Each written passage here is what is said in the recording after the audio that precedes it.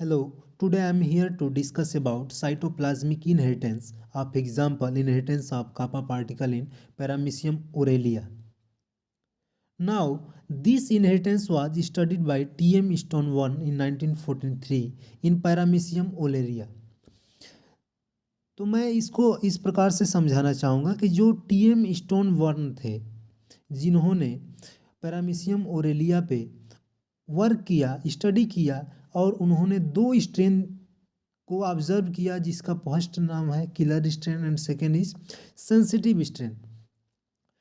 तो उन्होंने ये ऑब्जर्व किया कि जो किलर स्ट्रेन है और सेंसिटिव स्ट्रेन, अगर इन दोनों को एक मीडियम में अगर ग्रो किया जा रहा है तो सेंसिटिव स्ट्रेन का डेथ हो जा रहा है। तो ऐसा क्यों हो रहा था? तो जो किलर स्ट्रेन है तो उससे एक टॉक्सिन रिलीज हो रहा है जिसका नाम है पैरामीसिन। इस पैरामीसिन नाम है और यह पैरामीसिन जो है वो क्या जो सराउंडिंग वाटर है साइटोप्लाज्म में, जो किलर स्ट्रेन है और सेंसिटिव स्ट्रेन को जब एक साथ ग्रो किया जा रहा है तो जो उसमें एक सराउंडिंग वाटर में डिफ्यूज हो जा रहा था जो पैरामीसिन। अब उस पैरामीसिन के डिफ्यूजन के कारण वो सेंसिटिव स्ट्रेन का डेथ हो जा रहा था। तो किलर स्ट्रेन में कुछ फीचर्स पाए जाते हैं, उसको पहले हम जानना जरूरी है। तो किलर स्ट्रेन में एक फीचर्स है कि वो डोमिनेंट कंडीशन में होता है, वो होमोजाइगस डोमिनेंट भी हो सकता है और हेट्रोजाइगस भी। और सेकंड क्या है, किलर स्ट्रेन के साइटोप्लाज्म में कापा पार्टिकल प्रेजेंट होते हैं। अगर डोमिनेंट और कापा पार्टिकल ये दोनों एक साथ अगर रहेंगे तभी वो एज अ किलर बिहेव करेगी। नहीं तो अगर किलर स्ट्रेन में अगर डोमिनेंट कंडीशन कापा पार्टिकल के होते हुए भी अगर डोमिनेंट कंडीशन में वो नहीं है तो वो एज अ किलर बिहेव नहीं करेगी। यदि अगर डोमिनेंट कंडीशन में है और उसके साइटोप्लाज्म में कापा पार्टिकल नहीं है तो भी यह strain as a killer behave नहीं करेगी। तो इससे इसमें यही है। उसके बाद से जो कापा पार्टिकल है वो सेल्फ रेप्लिकेटिंग होता है, रॉड शेप्ड होता है और पार्टिकल डीएनए एंड प्रोटीन के होते हैं। दीज आर फ्लूगन पॉजिटिव, ये इतना इम्पोर्टेंट नहीं है। This take ganesium strain after the hydrolysis, hydrolysis के बाद ये जेनेसिया स्ट्रेन को प्राप्त करती है। इसका लेंथ होता है, जो कापा पार्टिकल का लेंथ होता है 0.2 से 0.5 माइक्रोन। तो इनिशियली में इसे तो कहा गया कि यह एक ऑर्गेनेल्स है और किसी ने कहा कि यह वायरस है, लेकिन बाद में यह पता चला कि कापा पार्टिकल एक इंट्रासेलुलर इंडोसिम्बायोटिक बैक्टीरियम जिसका नाम है सीडोबैक्टर टिन्यूस्पेरेलिस, जो कि एक बॉडीज होता है जिसके अंदर, और वो एक टॉक्सिन का डिलीवर करता है। तो इसमें एग्जाम्पल के माध्यम से मैंने यहाँ पे शो किया है। तो कपा पार्टिकल को जीवित रहने के लिए, प्रोडक्शन करने के लिए, मेंटेनेंस के लिए डोमिनेंट जीन का होना अति आवश्यक है। ठीक है।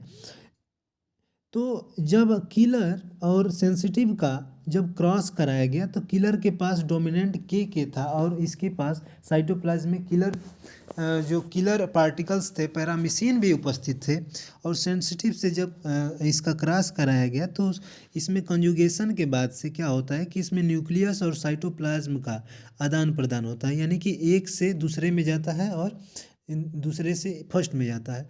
तो अगर इसको as a time period less than 3 minute अगर इसको साथ में रखा जाए, 3 मिनट से कम, तो इसमें केवल न्यूक्लियस का ही ट्रांसफॉर्मेशन होता है, ट्रांसमिशन होता है। तो इसमें से देख रहे हैं कि यहाँ पे कैपिटल के और इसमें से स्मॉल के जो है इस किलर में चला गया है, और जबकि साइटोप्लाज्म का इसमें ट्रांसफॉर्मेशन नहीं हुआ है सेकेंड वाले में, सेंसिटिव स्ट्रेन में। तो जब हमने सेंसिटिव स्ट्रेन को भी बताया कि ये होमोजाइगस रिसेसिव भी हो सकती है और हेट्रोजाइगस भी हो सकती है। तो इस कंडीशन में हेट्रोजाइगस है, लेकिन इसके साथ साथ पार्टिकल्स जो किलर पार्टिकल हैं वो इसमें नहीं आए हैं, जिसके कारण ये सेंसिटिव है और यहाँ पे ये किलर हो गई है। तो लेस देन 3 मिनट्स अगर कम रखते हैं तो यह सेंसिटिव मतलब कि उसमें केवल न्यूक्लियस का ही ट्रांसफॉर्मेशन होगा। सेकेंड में क्या हुआ कि किलर यहाँ पे है जिसके पास डोमिनेंट के है और इसके पास सेंसिटिव है जिसके पास होमोजाइगस रिसेसिव थे। तो जब इसको क्रॉस कराया गया, इनका कंजुगेशन कराया गया, तो मोर देन अगर 3 मिनट से अधिक रखा गया तो इसमें क्या हुआ कि इन दोनों का साइटोप्लाज्म और न्यूक्लियस का आदान प्रदान हुआ। तो एक के इधर आ गया और इस साइटोप्लाज्म का किलर प्रोटीन और किलर जो स्ट्रेन है इसमें आ गया, जिसके कारण ये दोनों एज अ किलर बिहेव करने लगे।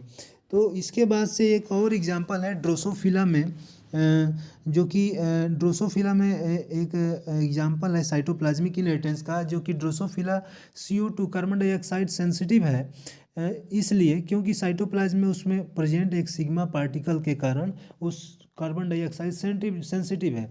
यदि इसको एज अ फीमेल क्या किया गया, फीमेल यूज किया गया और मेल को, तो जो इसकी प्रोजनी आई टोटल सिग्मा मतलब कि कार्बन डाइऑक्साइड सेंसिटिव आई, क्योंकि जो साइटोप्लाज्म है वो मदर से ही ट्रांसफ़र होता है। जस्ट उल्टा यही होता है कि जो अगर एज अ मेल सिग्मा को पार्टिकल को यूज किया जाए और इसके बाद जो मेल है उसको एज अ फीमेल यूज किया जाए, तो जो फीमेल में अगर वो CO2 सेंसिटिव नहीं है तो उसकी प्रोजनी भी CO2 सेंसिटिव नहीं आएगी। तो इससे ये टोटल आपका साइटोप्लाज्मिक इनहेरिटेंस का बेस्ट एग्जांपल है जो कि मेरे द्वारा बताया गया। तो आप लोग इस चैनल को लाइक करें और सब्सक्राइब करें और अपने दोस्तों के साथ